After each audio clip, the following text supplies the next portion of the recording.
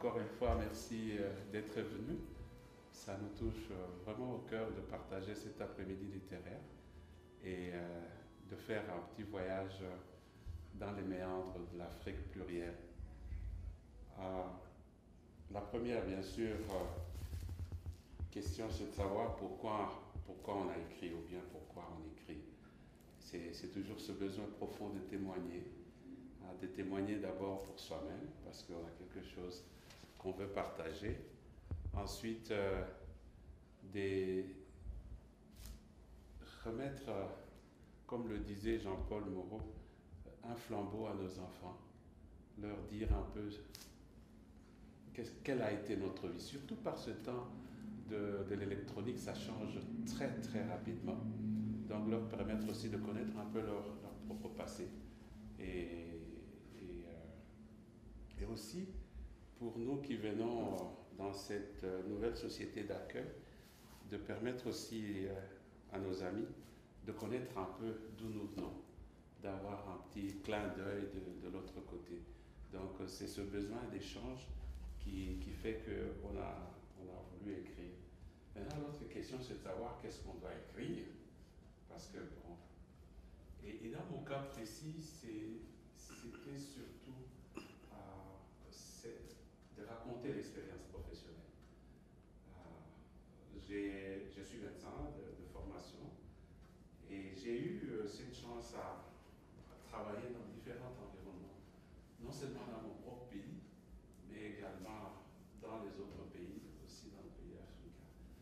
Il y a quelque chose de très très intéressant que j'ai eu à voir, c'est qu'au-delà des spécificités, on retrouve l'humain partout. Il y a l'humain on retrouve le même être partout, mais les environnements varient. Alors, dans ce livre particulièrement, j'ai plutôt essayé d'être observateur, narrateur. Mais ce n'est pas innocent. Parce que j'ai été très engagé, je suis encore à l'esprit quand le temps le permet, dans l'organisation du système de santé. Le système de santé m'intéresse beaucoup. Parce que la santé, c'est l'essentiel, c'est la vie. C'est bien dommage qu'habituellement, on ne voit pas l'importance de la santé. On voit la santé qu'en tant qu'hôpital. Alors que la santé, c'est tout le jour, c'est à chaque instant. Donc, ça, c'est du point de vue de la santé publique, qui est mon domaine d'expertise. Alors, à partir de ce moment-là, tout ce qui se passe dans la communauté devient une préoccupation. Et c'est ainsi qu'à travers les 8 nouvelles, il y a toujours derrière le côté organisationnel qui revient. Parce que ça me permet ainsi d'avoir des études de cas, surtout quand je suis dans la situation d'enseignant, quand je travaille avec de jeunes collègues, pour leur permettre d'avoir un œil un peu critique sur l'organisation de la société. Parce que c'est ça qui fait que on doit influencer les politiques pour un mieux-être.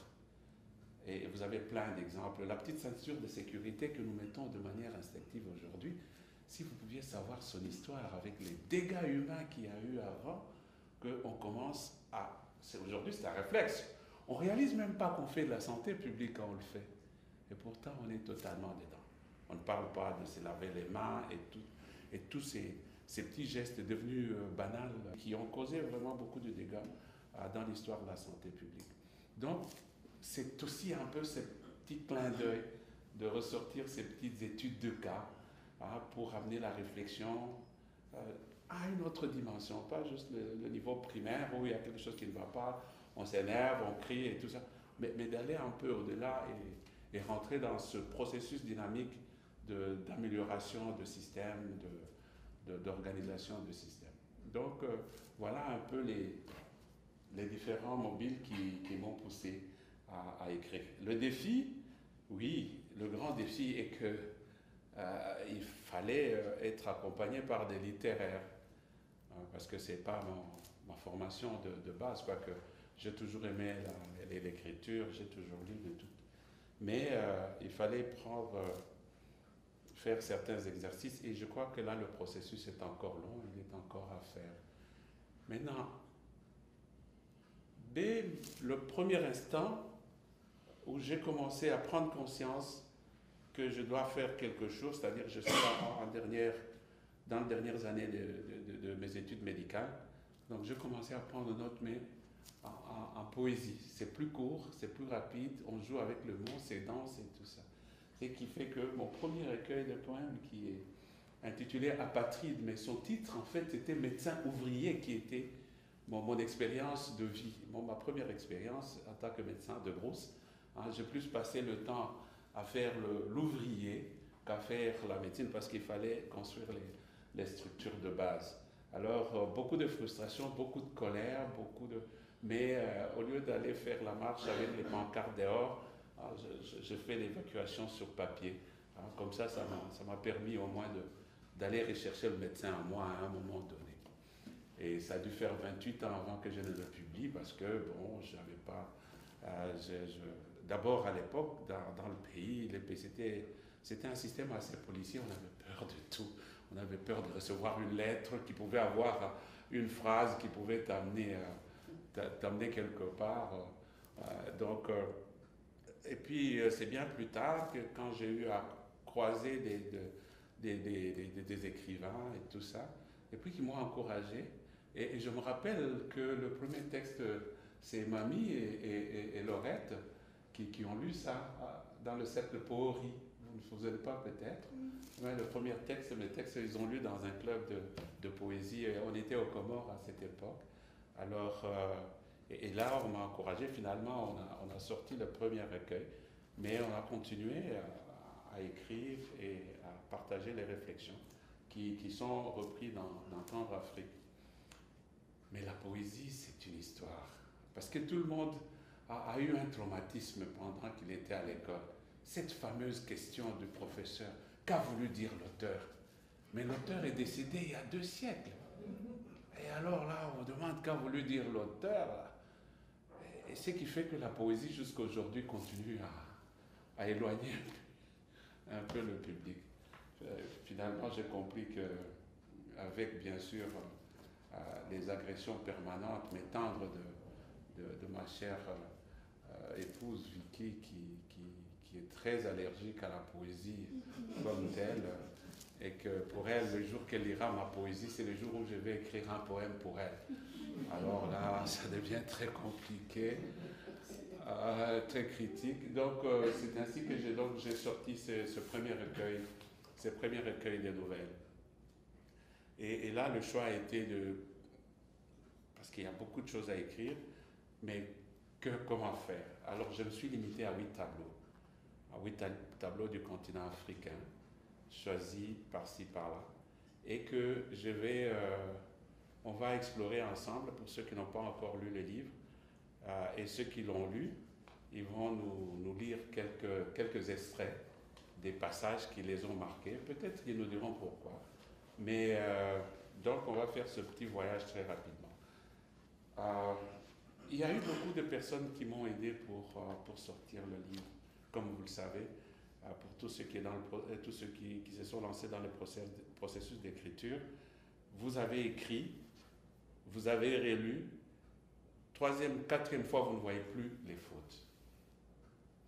Il faut que d'autres personnes aient cette distance pour le faire. Marie-Thérèse Bélan a eu cette douloureuse mission d'aller nettoyer le texte avec Maurice. Il y a eu bien sûr d'autres amis qui avaient intervenu, mais elle a été celle qui a intervenu avant que j'ai le courage d'envoyer, de sortir le document. Je vais passer la parole à Marie-Thérèse, que je remercie en passant avec Maurice pour ce travail qu'elle a eu à faire. Nous avons pensé organiser cet après-midi littéraire en 3 phases. Donc, après le petit mot d'introduction, Marie-Thérèse va un peu nous faire voyager dans le parcours de la rélectrice. Et puis après, on va demander deux amis qui sont dans la salle, Augustin et Chantal, qui vont nous lire un passage du livre qu'ils avaient aimé.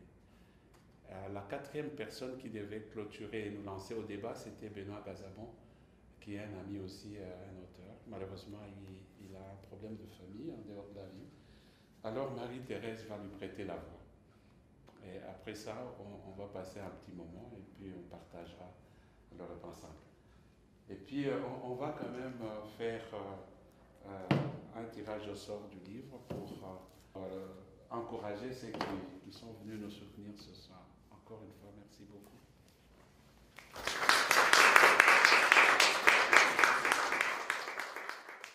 Je trouve que le lancement de Kalula s'est très bien passé. En fait, j'aurais tendance, peut-être que j'exagère, mais j'aurais tendance à dire que c'est un succès éclatant. Parce qu'il y avait d'abord une bonne assistance, des gens qui avaient lu ou pas lu, mais qui avaient cette curiosité d'en savoir davantage et aussi de faire savoir qu'ils avaient beaucoup aimé. On sentait qu'on avait envie d'aller donner des commentaires positifs et aussi d'échanger parce que son livre nous fait beaucoup réfléchir, nous émeut beaucoup, donc il y avait vraiment beaucoup à échanger. Et je crois que l'événement a bien répondu à ça. Donc, je suis venu à l'invitation de notre papa, cher docteur Kalambay, pour la présentation de son livre. Et ça a été un moment de bonheur, un moment de rencontre. Juste après la lecture du livre, donc on était curieux, on est venu, on a trouvé un public très divers. On a vu l'Afrique, l'Europe, l'Amérique du Sud, l'Amérique du Nord. Donc le public était varié, à l'image du papa. Et il y a eu des questions, des débats. C'est vraiment un débat de haut niveau. Donc je sais que ce qu'il exprime toujours, il veut passer le flambeau. Donc c'est à nous maintenant, jeune génération, d'essayer de comprendre, lire le livre, comprendre, tirer les leçons, comprendre qu'est-ce qu'il veut nous dire, apprendre ça et appliquer pour que toute la communauté, toute l'humanité se retrouve et qu'on apprécie ce qu'on a en commun. Et puis on a les mêmes combats, les mêmes défis, on a des opportunités. Donc j'ai dit bravo docteur. Cette activité culturelle, qui est une des rares dans la ville pour la communauté, nous donne l'opportunité de nous replonger dans la culture de chez nous et de visiter les faces de toutes les réalités africaines auxquelles nous n'avons pas eu directement droit. Alors pour moi, c'était comme des photos qu'il a prises pour chaque événement raconté dans le livre. Et ça permet à ceux qui n'ont pas pu lire, plutôt à ceux qui n'ont pas pu voyager à travers l'Afrique, de voyager sans être obligé de se déplacer. C'est une très belle lecture, très facile, une plume formidable. Il sait dire de belles choses dans des termes clairs et de façon potable. Et ce n'était que des délices. Et à de pareilles occasions, on ne peut que profiter et profiter. Bonjour, alors je suis très heureux d'être venu cet après-midi. Pour moi, c'est une découverte. Je connais quand même Kalula, mais il reste quand même que j'ai toujours été très intéressé par ses écrits. Et j'ai passé un très bel après-midi. Encore une fois, j'en apprends. Et pour moi, ça va être une découverte, mais pour mon épouse, qui est allée plusieurs fois en Afrique, ça va être une façon de retrouver des endroits, retrouver des expériences qu'elle a vécues là-bas. Saveurs des tropiques. C'est un livre que j'ai lu et que j'ai beaucoup apprécié. Et ça a été l'activité a été très intéressante, très enrichissante. On a eu un très bel échange et je souhaite à tous ceux qui n'ont pas encore eu l'occasion de lire le livre de se le procurer, de le lire. Il est très intéressant. Ça vous permet de voyager à travers toute l'Afrique. Bien, moi, j'ai bien aimé la présentation, les extraits de lecture m'ont certainement donné le goût de lire le livre de Kalula. Et j'ai eu le sentiment que j'allais voyager avec ce livre-là et apprendre beaucoup également. Oui, le livre, il est bien rigolo. Il est bien rigolo. C'est vraiment les saveurs du tropique. Parce que quand tu penses au Fura là, les accidents, il n'y a pas de... Tu vas à l'hôpital, on te dit, je ne sais pas moi, qu'est-ce qui manque là. Quand tu arrives à l'hôtel, là, tu dois payer tes frais. Hein? Le téléphone ne marche pas, les cartes de crédit ne passent pas et le vol, c'est dans quelques instants. Hein? Ça, c'est quand même embêtant. C'est vraiment l'Afrique, ça. Non, c'est un bon livre. Oui. J'ai bien rigolé, j'ai bien rigolé. Ça mérite d'être lu. Nous allons conclure. En fait, Benoît a envoyé une sorte il avait fait son analyse et voici ce qu'il dit. Il parle de la nouvelle. On parlait tout à l'heure du type d'écriture. Alors, voici comment il définit la nouvelle, Benoît Casabon, notre collègue. 1. Anticipation. 2. Rétroaction. 3. Mise en question de l'horizon d'attente. Je reviens sur chacun des points. C'est assez imagé. 1. Anticipation. On est vite lancé dans une histoire. Tel un bolide, l'histoire démarre sur les chapeaux de roue. Ça, c'est la façon dont il interprète la façon de démarrer de Kalula. 2. La rétroaction. Mais qu'est-ce qui est arrivé? Qu'a bien voulu dire l'auteur? Le lecteur reste un peu figé quand on applique les freins. Que veut dire cette chute? Et troisièmement, mise en question de l'horizon d'attente.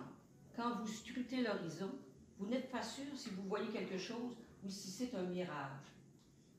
L'auteur raconte quelque chose, puis il y a un renversement, une bifurcation, une chute.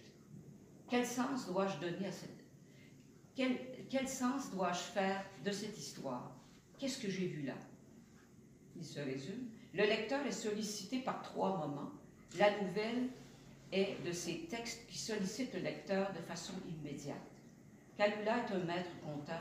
Il manie la manière, c'est-à-dire la maîtrise de la construction dramatique, la narration d'une façon exceptionnelle, et la matière, la fiction ou l'histoire. Puis, il ajoute un grain de réflexion transcendante. Ces 3 ingrédients réunis, cela donne saveur des tropiques. Alors, j'ai beaucoup apprécié ces 2 heures passées en présence de Kalula et de toutes ces personnes qui sont venues pour découvrir son œuvre. Je connais peu l'Afrique et je trouve que de nous la présenter à travers des nouvelles, des histoires, des anecdotes, c'est une bonne façon de créer des ouvertures. Et personnellement, je trouve que c'est toujours plaisant d'être dans l'environnement de Kalula, sa famille, ses amis. C'est un environnement qui est chaleureux, ouvert, dans lequel on apprend, dans lequel on explore. Alors maintenant, j'ai eu le bonheur de gagner le livre, alors je vais le lire avec beaucoup de plaisir.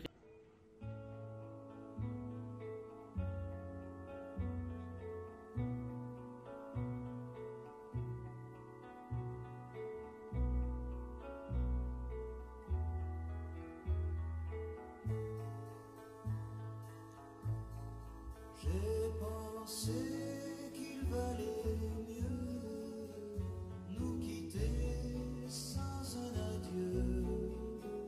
Je n'aurais pas eu le cœur de te revoir, mais j'entends siffler le train, mais j'entends siffler le train, que c'est triste un train qui siffle dans le soir. Je pouvais t'imaginer toute seule, abandonnée sur le